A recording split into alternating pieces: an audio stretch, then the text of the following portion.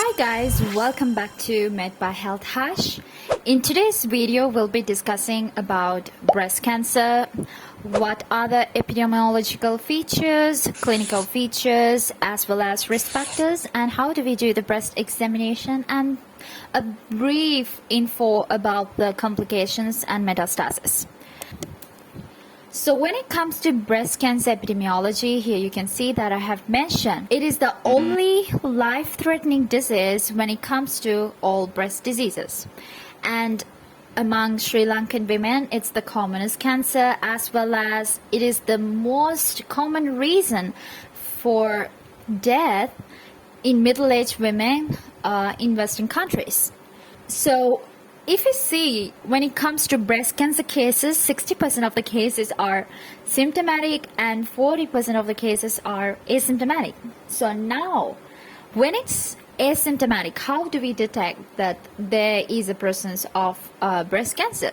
So usually when they undergo a general medical checkup, and if they go through breast examination, you can find some abnormalities, lumps, or changes to the breast during the screening process. So at this time, you can identify any abnormalities, and you need to be concerned, as well as do further investigations to find or exclude breast cancer. So these are the epidemiological features. And now let's go through how we're gonna do this breast examination.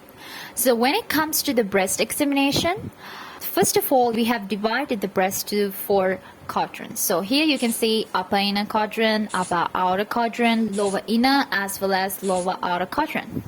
So other than these 4 quadrants, you can see here what's this small point. Now this point is actually known as nipple areolar complex, and why it is there? It's because that's the place where all the ducts are going to be collected and comes together to secrete all the secretions that comes from the glands. And this section is the axillary tail, and it's basically an extension that comes out of the upper outer quadrant.